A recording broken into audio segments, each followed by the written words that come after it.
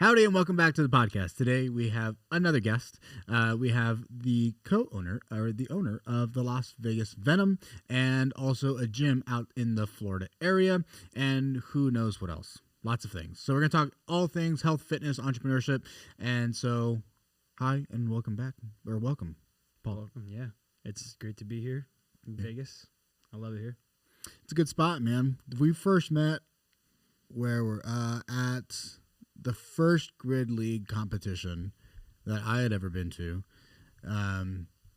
here in Vegas, I don't know, 6-ish months ago? October. So October. Okay. And so how did you get started in Grid League? What is Grid League? Grid League is a team sport that does a type of fitness racing for entertainment purposes. And I've been part of the Grid League for now, this will be, I think, either 7 or 8 years. So I've been part of the Grid League actually for a long time. How did you get started? They hosted matches in a gym that I worked at, a CrossFit affiliate. And I actually started out doing two things. One of them was running the equipment. I started out as a volunteer and eventually became the equipment manager for the league. And I also actually started and operated a kids league, so an entire kids division of the sport that I created and developed, and underneath, the umbrella. Does that still exist? It doesn't.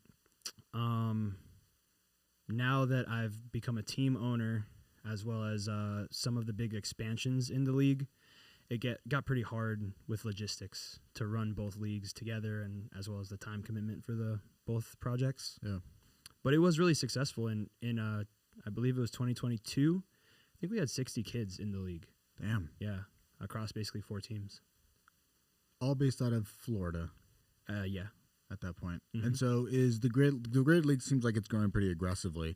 Now we're on the West Coast. Is this the first team on the West Coast? This is. Nice. This is the first team out here. Yeah. Nice. And so, this is like the spot if you're going to be in like the sport world to be in Vegas.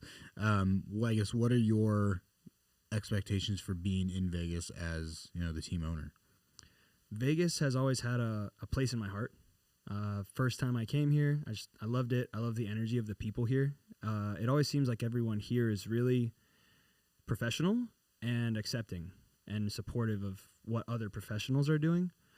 And so I've been visiting Vegas, maybe once a year ever since, for maybe the last 8 years.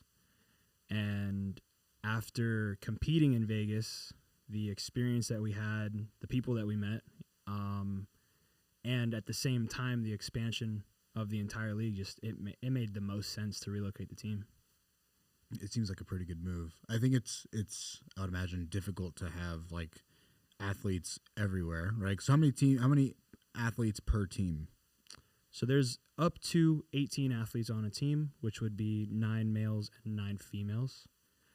There's no requirement for the amount of athletes. I suppose the minimum amount would be 4 per team.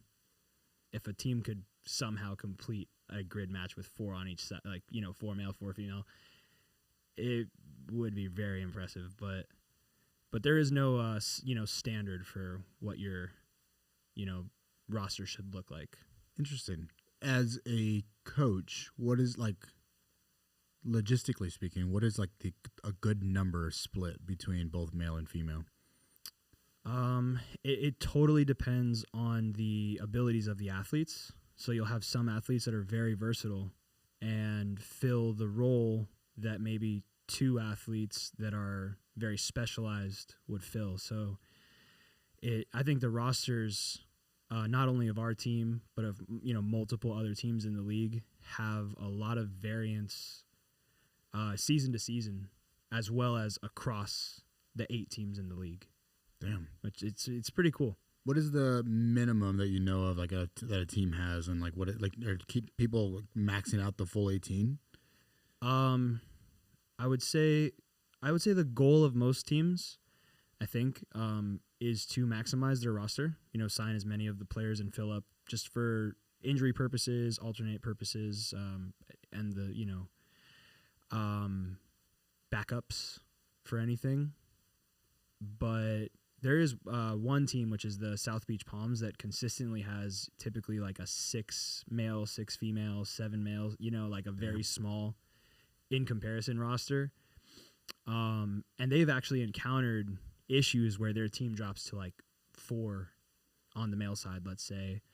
But they've been a consistently competitive team. So there's nothing that shows that having a smaller roster is actually like makes you less competitive, it was something that Dylan and I were talking about last night, who Dylan is one of the utility players on the Venom. Very nice. So utility players, we have how many different player types? Officially, there's 3. The way that I conceptualize them, I think there's mostly just, 1. Okay. The way that it's defined in the grid, your utility players are the ones who are broad skill sets that can do things that are on the strength side as well as things on the gymnastics side and have a developed set of endurance skills. Your bodyweight specialists are people that are doing very high skill level gymnastics, and then strength specialists that are very strong and able to move, these weights very fast. The more and more, because there's a lot of rules. So it's interesting. There's a lot of rules in grid that the average person doesn't know. And there's a lot of aspects about what the athletes are required to do that I think a lot of athletes don't understand either. So that's why I think about it as like every athlete is basically a utility player. What do you mean by that? Like, what are some nuances that make little difference between utility strength and bodyweight specialists? I think the biggest rule that people don't know is you have this squad of 7, 8, whatever, but there's only 5 players that are able to be activated at a time.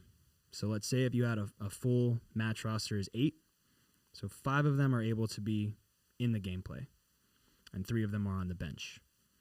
If any point you bench one of these starting 5 players, they can no longer play for the rest of that competition. On top of that, the races are structured. So there's the first race is a partner forward race, which typically has a combination of kind of like a mid-range in the strength. So let's say overhead squats, for a strength related, and pistol thrusters for a high skill, right? So like, if you're super strong, a 70-pound pistol thruster is, maybe 70 pounds is not very heavy, but that movement is super high skill. So you would never take a strong man to do that movement, right? And that's the first race. And now the second race is something where they're only cycling barbells. So that's all the strong guys. But then the third race is a combination of high skill gymnastics and strength. Then the fourth race is ladder, only barbells. Then the fifth race is Jack and Jill, only gymnastics. So now you have these races, right, with these like very specified, modalities in the race. But there's only 5 athletes. If you bench the super strong guy after the mirror, he can't play in the ladder. Well, if you bench them in the ladder, they can't play in the later on races. So it makes it actually, when I first bought the team with the co-founder, we signed like a bunch of top-end Olympic weightlifters, thinking like, oh, strength specialists. And we won every ladder that season and lost every Jack and Jill. Like, didn't even complete them. Because we thought, okay, strength specialist, right? That's an Olympic weightlifter or a strongman, power lifter. But, oh, wait, we can't bench them because then we can't use... So the only skills they have are strength. They can't do any of the actual gymnastics things, and so you're not able to actually finish the round. Right. So that's why the more that I've understood what makes up a competitive team is actually just skills that are, players that are very versatile. And there are players that are out there that are doing, 400-pound deadlifts and med ball ring muscle ups and burpee backflips all together. I mean, we had one player, Savannah, on the team last year who could burpee backflip and clean and push press 200 pounds for a female, that's, It's wild. pretty heavy. Yeah. So how often do you find those those athletes? Man, I think there's a ton out there.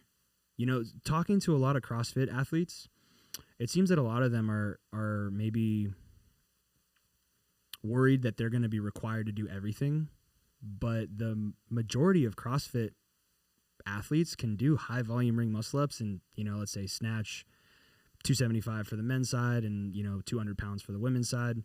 And in grid, that is incredibly competitive athlete profile, right? But I think since a lot of athletes see the video of the butterfly ring muscle ups and burpee backflips, and it's like, oh, I can't do that skill, so I won't be competitive. It's like, yeah, no, you have to be able to do so many other elements, because, yeah, the true specialist, a D1 gymnast that can't cycle barbells at all actually can't really be competitive in grid.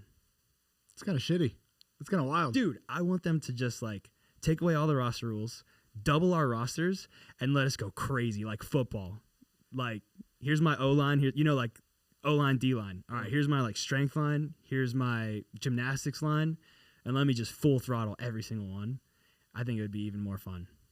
Why the restrictions on trading players out like that? That seems weird to me. I feel like it's such a cool, leveraging play. I can build a really nice roster, and then I can leverage these people with what they're the best at, and then just swap out like wrestling or football, or you tag your team in. It seems reasonable. Well, I know that the original NPGL was something that was started in 2012 or 2013. So there was an original concept of the sport. That concept was over budgeted, and then the original business failed, and that's why the sport didn't grow. When the sports IP was bought by the current owners, they kept a lot of the things the same. So I guess my answer is I think that's the way it's always been done. And it does provide a type of very complicated strategy element to being competitive. So, if you did just have a free-for-all, there would be a very exciting element to the exhibition. But the way that it does make it very, very, important who's on your team. And even when we do sign players that are pure specialists, they sometimes have an extremely profound impact on certain competitions. So I think there's arguments on both sides. Yeah. It seems, I don't know. I would like to see, I don't know.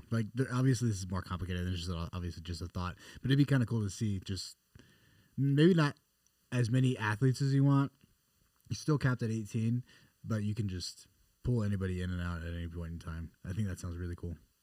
I think as something that I'm excited to see, something I think is happening a little more, is people are starting to play the sport and understand little parts of these rules a little more and play it at the amateur level or even just recreationally in their gym, setting up these little grid races amongst each other.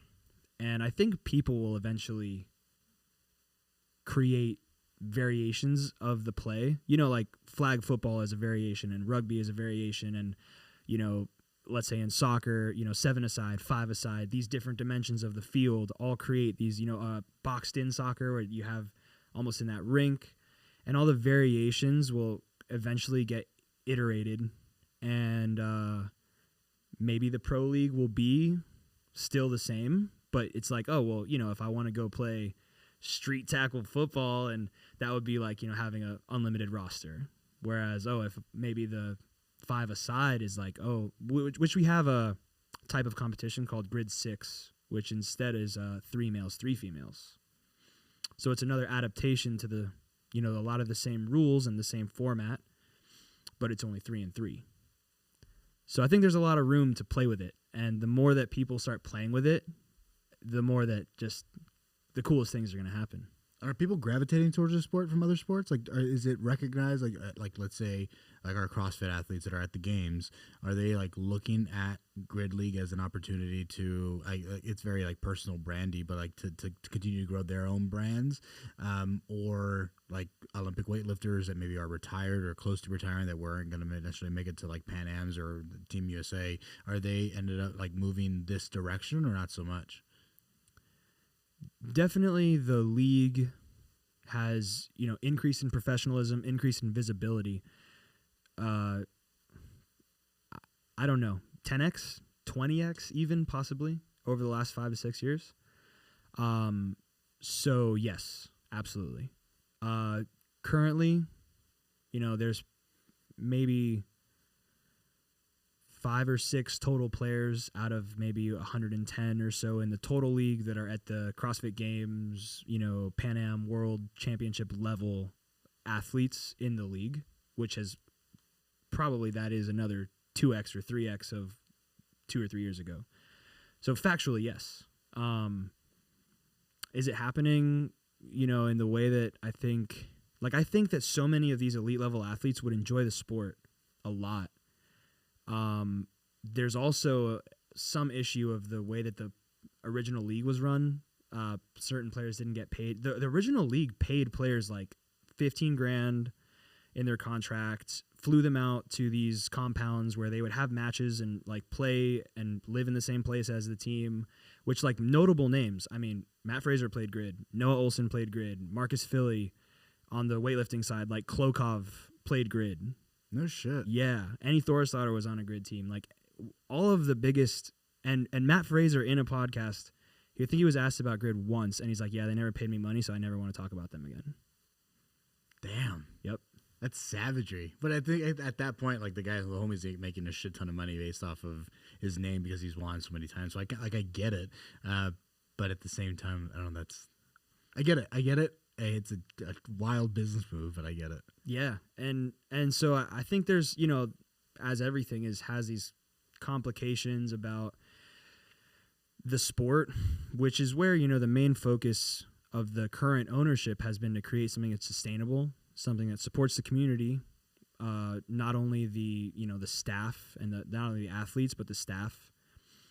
And I think that's why it's growing from a small scale to a continuously larger scale on a very slow trajectory. And I think that's what's allowing it to demonstrate its longevity and, keep making moves. I mean, they have some pretty damn good sponsors. I mean, Olipop's is a well-known brand. Gooder is another well-known brand. Like it seems like there's brands that are obviously recognizing that there's some value here. I just wonder, like, how can it continue to? This is just time. It's kind of what it sounds like. Time has to, yeah. Time. I think, which it's part of the things we're here to talk about is business, right? And the staff is very small. So the organization is essentially run by 3 main, people with a, let's say, quote unquote, board of directors being the 8 team owners. And that's the majority of the entire operation. So there's only so much that you can do in the realm of like making content that will relate to athletes and making content that will relate to sponsors, making content that will relate to community and like low level amateur play. And then forget just making content, which we know how long that takes, but then, the in-person conversations and the phone calls and the show-ups and the meetups and like everything. So it's like there's only so much that 2 or 3 people can do. Yeah. So it's Ruby, Wiz is, but I don't know what his actual name is. Yeah, his name is Mather and his last name is Wiswall. There you go. Okay, he just pops up on my sheet as Wiz, and I'm like, I know that there's another name here. I just can't remember it. And then who's the third person? The third person is Lindsay. She is the operations manager. I know specifically in competitions, she is like the head of operation in competition as far as the logistics. Yeah. And I think 2 years ago, she took on a more integral role in some of the other developments. I actually don't know too much about what her position is like on the year-round schedule. And that's only something that happened sort of recently. As well as this year, one of the referees, Brandon, took on a bigger role in like refereeing, standardizing the refereeing training, rule book, and all of that kind of stuff. So for any business to succeed, the team has to, do what they do best, do it often. And like on a business, it's completely different. You should be specialized. You should be the best at what you do versus like being a great athlete. You should be good at a bunch of things. So it's going to take, again, time for money. It's that vicious circle, right? It's just, it sounds like there's a lot of viewers, like especially at every event. When I was at the first event here in Vegas, it was like seeing, I think what like turned me, I guess, more of a fan to the sport was I remember seeing this little girl who walked up to, I think she's the owner of the Aces, Taylor, or a coach with the Aces. She walked up to Taylor and was like, "Oh my God, like I want you to sign my stuff," and was like super excited. And this little girl was, I don't know, like 6 years old.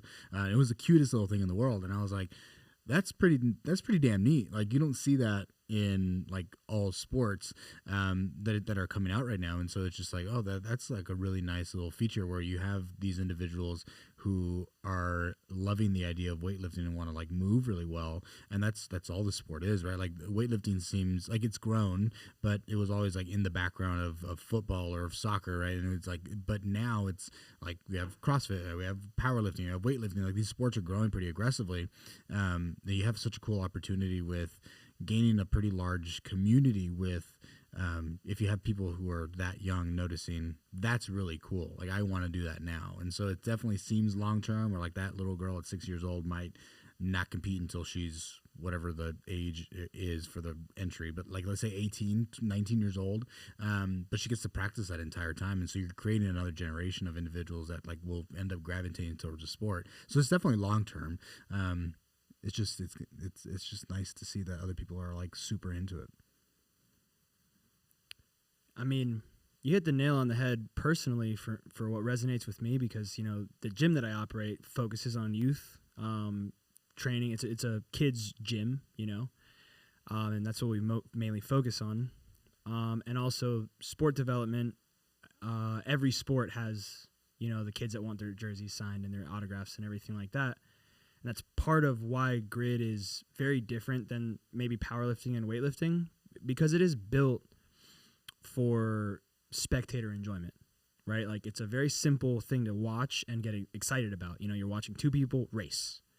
It's 2 minutes long. It's not a CrossFit workout that's this, 25-minute long, who's on round what.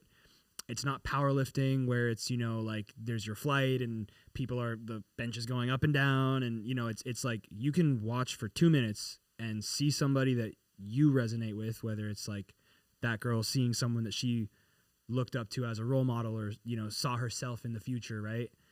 And just saw her win in like 2 minutes. And for, a kid, it's like, whoa, like you can just run over there real quick. You don't have to like be watching for 25 minutes to know the outcome. Yeah, that is the hard thing about powerlifting where I'm going to show up to watch Paul lift, and then he's going to lift for 10 seconds, and then I have to wait another like 30 minutes to watch him lift again. That's like 10 kilos more. And then he gets it, and then I have to wait 30 minutes to watch him do it again. And then you wait an hour. It's a whole day event. Like it is fully like an 8 to 12 hour day versus I can show up, watch my team, watch my athlete, have a good time. In between, I can go grab a snack, hang out, come back, watch the round, cheer, and then I can, go out and do whatever I want afterwards, right? And so they're held at these events, like you was here at the Olympia, like you can go out to the strip and like hang out with your friends and like you can make a trip out of it, right? And I think that's really neat. Yeah, the way that we run them too is there's always like 30 minutes in between each match. It's an hour and a half long game. Maybe at most, an hour and 45 minutes. So exactly. It's like you watch a match, people were so intrigued by it or saw maybe the ending bit of it that they would like, hey, when's the next one going to start? Like, in 30 minutes. Like, okay, cool. I'm going to go get some food, come back. And then we had people that like were seeing it for the first time, coming back and watching it. Like, and it's cool because since it's such a simple concept, the concept of a race, right? It appeals to anybody. You don't have to know about, wow, that's a 185 snatch is so hard or so easy or, the pacing of this work, or like oh, well, the best, Paul's only squatting 400 pounds. The best powerlifter squats 1,000. Like, that's not impressive. No, it's a race. Anytime anybody's racing, the winner, it's hype. Every time. I think the wildest thing I saw was, I don't even know what they're called, but like, I don't know, they were doing, it wasn't just a ring muscle up, but it seemed like it was from behind. It was like this weird movement. I don't know. It's on the rings, and it kind of looks like a muscle up, but not really. Do you know what I'm talking about? Yeah. So it's a back uprise. A back uprise. Yeah. That's fucking crazy. It's so cool. It's insane. What's crazy is in D1 gymnastics, that's like a very basic movement. So really? Yeah, or we also had a ring to handstand. So you have to pull yourself into a support position, like a ring muscle up, and then invert and do a press to handstand on the rings. For D1 gymnasts, that is like a teenager's level movement. Wow. Yeah. I can't even imagine trying. But I know, right? And like those are the same dudes that eventually do like Iron Cross. You know what I mean? So when you think about, but the speed that they're doing it in is insanely impressive. And then paired up with, okay, there's this dude that did this movement, and then someone that's now clean and jerking 300 pounds, or let's say a female clean and jerking 200 pounds, which to a weightlifter, that's like junior level athletes are all doing, but putting them side by side, and then again in a race, that creates excitement from the D1 gymnast and the weightlifter, where in any other scenario, that would be like, oh, cool, like you suck at our sport. So to speak, Yeah. Now, the fact that you are moving so fast, what is what is risk of injury in the sport, or what's injury been like in the sport? The same as any other. If you're an athlete competing at any level, the difference of that hard training versus competitive training. Yeah. Oh, my shoulder hurts. Like, says everyone who's ever benched 300. No. Like, oh, my ankle got twisted. Says anyone who's ever played football. So it's no, and I would think that it's actually less risky than CrossFit because it's a 1 hour event. It's not a 5-day event that you're going to do this entirely, completely draining workout, then rest for 2 hours and then max out your snatch to try to, no, there's no max effort in the sport of grid. There's no max outs. There's no 40-minute workouts. It's 2-minute interval tests, right? And you're doing things that you're good at. So, like, if you're a CrossFitter that's, good at barbell, you're going to be doing barbell. And you're going to leave the ring, back up rises and that stuff to the person that's good at that. So, like, how would you get injured doing what you do best without, 4 days of fatigue? Like, it does it and I guess what I've heard, at least, when the grid posts on their social media, the viral videos are mainly like the really high skill looking things. So I think a lot of athletes have this misconception that that's the whole sport. When really the whole sport, I would say 70% of it is accessible movements that any generally 3 levels of going to your CrossFit box and doing the workouts RX'd, you can do it all. If you can RX workouts, you can do grid. Maybe you can't win. Maybe you're not, but you can do it. Yeah. So then what does training programs look like for those athletes? The way that every team has their athletes train is completely different, depending on the athlete's skill sets and versatility. And it's really big. That's a broad question. Definitely a broad question. So, I mean, you have experience running a program, right? Like your gym. Do you use those same methods with the current athletes, or do you have a different approach? Our main approach that's different is we want athletes to test their grid assignments with some pre-fatigue, right? So we want them to do these practice tests. If it's, let's say, cycling the barbell at their fastest speed, we want them to do that towards the end of their training.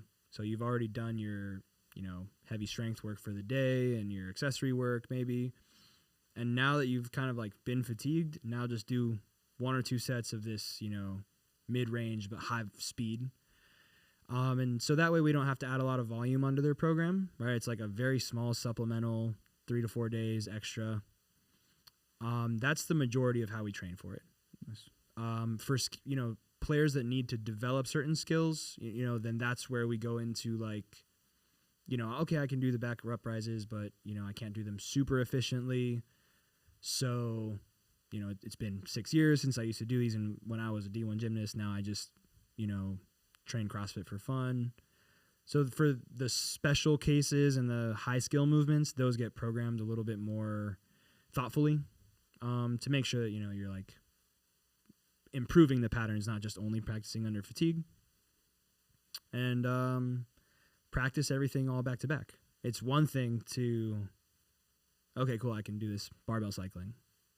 It's another thing to do that barbell cycling, rest 2 minutes, sprint again, rest 2 minutes, sprint again, clear ladder. That, fast twitch with short rest periods is definitely a different type of workout than just only doing it once or doing these long metcons. The high interval strength training or high interval training is fucking terrible. It's hard. It hurts. It hurts. It hurts. So it's good. a different kind of hurt. Animals. I mean, I guess you got to be, right? If you're going to be good, at the very least, you got to be fucking like, you have to have an adequate amount of power development, an adequate amount of strength, skill, and strength. It's tough. And endurance. Yeah, I mean, grid athletes are by no means like easy to find.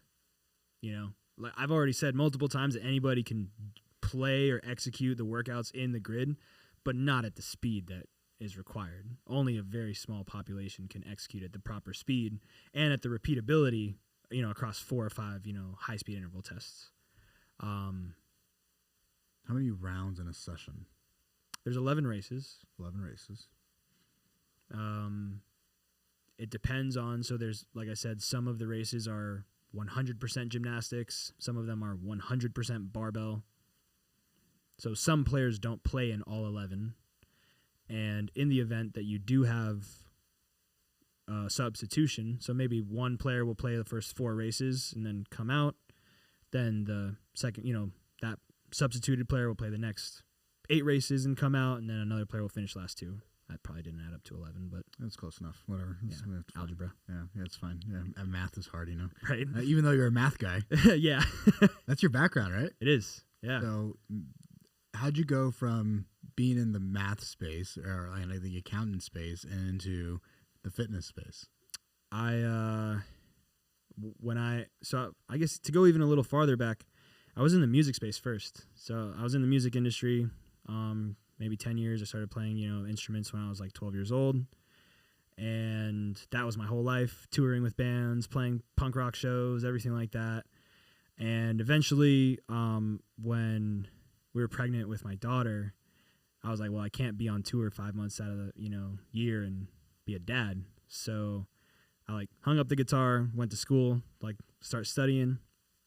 And I just looked for the best paying job out of college. It's like, what's going to make me the most money out of a bachelor's degree? Fair. And I found accounting, started doing accounting. I was like, crap, this is really boring. I took some finance classes. I was like, this is way more fun. So let me just do both. And I'll make double the money. I don't know. It's a good thought. Right. So I finished all that. I get a job at a small tax firm. I'm doing that for 2 years and everything. And I was super overweight, so I weighed 200 pounds. And at that point in my life, I was very active as a musician, but I'd never gone to the gym. I never really grew up. I played a little bit of soccer and recreational hockey, and but I didn't have any fitness background. So just 4 years of college, I was just completely overweight. 5'8", 200 pounds is not a great look. Hey, I'm 5'8", 200 pounds. No. Your biceps. Our biceps were different sizes. That's fair. So a friend of mine, and it was I went through the same experience of that CrossFit thing. I went to UFit and I did some bench press and some squats, and I squatted ass to grass because I'm an amazing gymmer, and that CrossFit stuff is going to hurt your shoulder. And that's literally, I had said that so many times. And then I went to Wadapalooza. I got invited, and they're like, yeah, we'll pay for your ticket. Come out. And I saw, who was it? Brooke Wells, snatching my deadlift. Damn. Yeah. And humbling. I was so emasculated that I was like, So about that CrossFit thing, like, and so, yeah, really, my neighbor who was a trainer at that gym, brought me in for a class, started doing CrossFit and totally drank the Kool-Aid. That was 2018. So I've only been in fitness. Wow. I've only been doing, like, the first time I touched a barbell was maybe 2017 kind of thing. It's not very long ago. Not at all. Like, not at all. Not at all. That's kind of wild. And you're out, you're snatching, you're clean and jerking, you're doing the movements, you're doing the thing, right? Yeah, I mean, so, I'm working in accounting. I finally start CrossFitting, and I got the opportunity to start coaching like a CrossFit Kids class. And I was like, oh, I'll get a free membership. Super cool. Start doing that a little bit. Accounting is the most boring job ever to me, whatever. There's some aspects that can be really cool, but I love talking to people and, providing these kids with something that resonated with them and helped them, conquer some of and what I could see in their future. Like, because I was never out of shape until I was. And then I was like, well, if you have a background in fitness, like, if you did it growing up, you just, oh, yeah, I'm just going to go to the gym, So I totally just, like, another 180 and went full-time into doing that. And Grid was at that gym, and I asked the, Mather, I was like, hey, I have my kids, CrossFit Kids class. Can we do, like, a grid race? Like, it looks really really cool. And I told the kids about it, and, like, dude, I've never seen out-of-shape kids do burpees with that much intention. It was life-changing. Because, cool. You're trying to get them to work out and motivate them and play games. But then it was a race, and it was like, okay, like whoever can do, these 5 burpees and these 5 deadlifts, the fastest is the winner of the race. And all of a sudden, those kids that are complaining every day about the burpees were, I want to do the burpees. It blew my mind. And that was what made me, like, believe in Grid to the next level. It put kids against each other in a race, and it changes everything, especially dudes, like little boys. Yeah. You put them against each other. Yep. Damn, they're the biggest shit talkers ever. Like, there's no one more savage than some kids like 8 to 10 years old that are just like boys being boys yelling at each other. Yeah. It is wild. And hyping each other up. Yeah. They get after it. And then the next day they're like, nah, I'm going to beat you today. And it's like, it was like, dude, like, for the last 2 months, I had to beg you to do a burpee. Now you're like coming in here, Coach Paul, can we do the burpee race again? Like, yes. As many times as you want. Right. Like, I bet you can't do it in, whatever. Like, that's pretty cool. So then you start coaching full time, left accounting entirely, and then at that point we started to work inside of Grid League. At least it sounds like we're volunteering. How did we get to the point where not just ownership, but also like owning the gym? So I had always been in education. So when I was in the music industry, when I was off home from tour, I was like the head instructor at a music school. And then when I was putting myself through college, I would always do tutoring. So like whatever I was just immersed in, that I had I guess a gift for education and connecting with people, trying to like help other people learn. I love to see that. And so that was always what I did to make money alongside whatever my passion project was. And when I started coaching and being involved in fitness, and so, I wasn't, at the time, I lost all the weight. So I weigh like 150 now. Damn. Yeah, like lost 50 pounds. I was scrawny.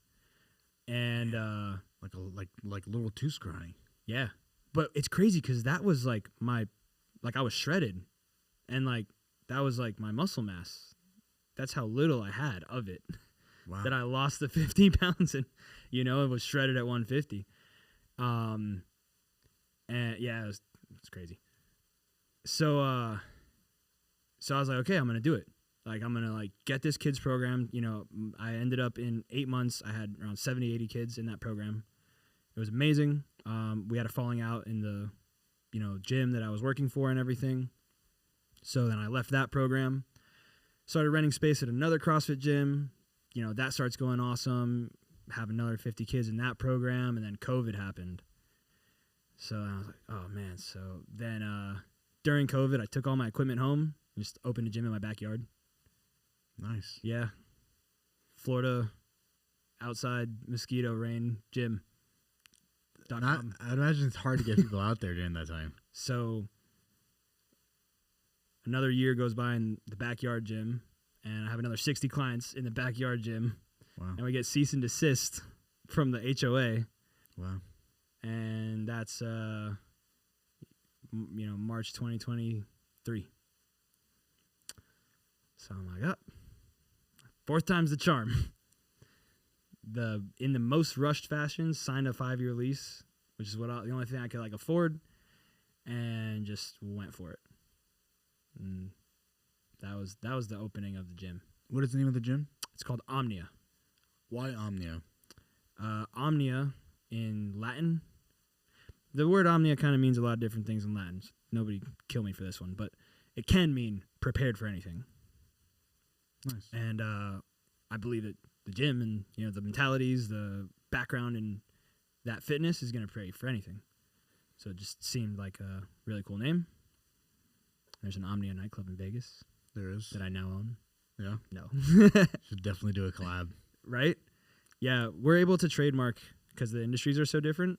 That was another thing. I had called it the Iron Paradise was my backyard gym, because and then this one dude, I don't know if you may have heard of him, The Rock. Yeah. Came out with his brand, copying me. Thought I was so cool. What's his brand? The Iron Paradise. Is it a gym? It's like his gym, like his traveling facility that he brings with him everywhere.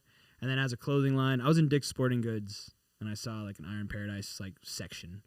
And I was like, what? Should have trademarked it. I was probably behind him. I don't know. I really didn't look into it. Yeah. What'd you learn in the making of the gym? Too much. What's a hard lesson? Team. The hardest lesson that I'm still facing today is having the right team and funding the right team, allocating the funds. It's that vicious cycle. So I did everything myself. I did all the construction myself. I did all of the build out myself. I did all of the engineering plans and going to the city. And of course I had help from the community, not to say that, but I was in charge of everything and I would execute a lot of it myself. I leveled the floor with a concrete grinder for 12 hours overnight one time. That's fun. It was hard. It's a labor of love. I mean, my fitness background, man. Helps. I was ready to go. So that is the hardest thing about, I think, running a larger scale business, like a brick and mortar facility, than the marketing. I've been doing the marketing for myself for the last year and a half, and I just got my website evaluated by another company and the SEO evaluated, and I scored a 37. I was and I've grinded it out on so many articles and iterations of the website and ChatGPT and I still, with all the effort and all the countless hours that I put in, scored that low on developing that part of the business. I don't know. My immediate thought is also these people are probably they make money off of you having a bad website, so they're gonna tell you you're at a 37. I don't know about that. Well, certain metrics were totally so I would have anywhere around 2,500 clicks. I think it would be closer to 1,700 unique clicks on the website, and I would have 4 people fill out my form per month. How is it possible that I have 1,700 people that went to my website and didn't click on the give me more information button? So I knew. I'm that's terrible. Yeah. My website shows up right now 10th rank on Google, or I'm sorry, 10th page on Google. Damn. For certain keywords. So nobody's Googling kids gym near me, which was what I did with my whole SEO strategy. But nobody's Googling that because nobody knows that exists, which is the reason why I started this, because it's something that doesn't exist. But, those are, I guess, the things that, that you don't know that you don't know. They're no, you just should be doing Gym Pembroke Pines. It's oh, that makes sense. Gym near me. Best gym near me. Right. The classic things that people Google. Exactly. And I was here trying to optimize Olympic weightlifting for kids, strength training for kids, listing basically everything that we do. I think we have a couple of people that could help you in that space. I just hired a company. Okay. Yeah. So I just hired a company that's revamping everything. And I'm really excited. They're doing like I never had an actual CRM with like all the automations and everything. Yeah. Just getting that all built out, redesigning the website completely. And I'm really excited to not do that job anymore. Marketing's a bitch. It's so hard. It's really hard. It's a lot of work. It's being on the computer all day, which is exactly why I stopped being an accountant. So I don't have to be on the computer all day. A lot of copy, a lot of ad creatives. How do you run the ad? How much do you spend on the ad? And then what are the conversions like? The sales part, I guess, is like up to you. And like when they get in the door, I think they usually products sell themselves, depending on the quality of the product. But getting to that point is definitely not easy. Yeah, and I think that would be the second, biggest lesson I learned was, I focused so much on the thing that the business needed that I wasn't good at, like developing my weakness, right? That my strength started to deteriorate. Like my quality of my classes wasn't as good, or my mind frame, I'm so tired because I'm doing something that I hate all day long. So like the cortisol and everything about that is, not allowing me to be as excellent of a coach. And so now those leads that are coming in maybe aren't even getting as high quality of a service. So yeah, man, like businesses need teams. Need a team. Yeah, dude. Need a team. You got to have good people around you. Yeah, that was, and I mean, so that's now when I, acquired the full ownership of the Venom, the first thing I did was like, okay, I need a team. I need someone to manage this aspect of the business, this and this. And, that's how we got connected. Yeah. It's, I don't know. I think we all have like these, like just like a individual has, they have their doctor, maybe they have an attorney, maybe they don't. They have, their CPA to make sure that like the home is good. They have a realtor to like help like make sure they ever want to buy stuff. Same thing, like a business needs a team of individuals that are ultimately going to help that team or that business exist. And it's expensive, but if you don't have it, then you'd never really, it's more expensive not having it. Yeah, it's more expensive to lose money, or it's more expensive to not make money. Yeah. So having a good team is important. Yeah. Yeah. So what's coming up next with the Venom? Like, what are the next goals for this year of 2025? Win it all. It's gonna win, bro. It's a good goal. Venom has been one of the losingest teams in franchise history. Maybe not in league history, but our franchise history is very poor. And for a lot of bad reasons. And the team that was there, the original to me and the other founder, I just don't think we really split up the roles of the team properly, connected with people correctly, had good organization systems, like just basic stuff. And yeah, dude, we're here to win now. We're here to win. Very nice. Very nice. Where can people find you? On Instagram. Cool. What's your Instagram? That's a good, one of the hard things, I'm like, yeah, okay, let's see. Let's do Coach Bear, Behar. There you go. That's me. And then the Las Vegas Venom, I think, is the Las Vegas Venom on Instagram. Yeah, the Las Vegas Venom. Beautiful. And my gym is Team Omnia Gym. Beautiful. We'll put the links in the description. Cool. Thank y'all. I love you. Thanks. Cheers.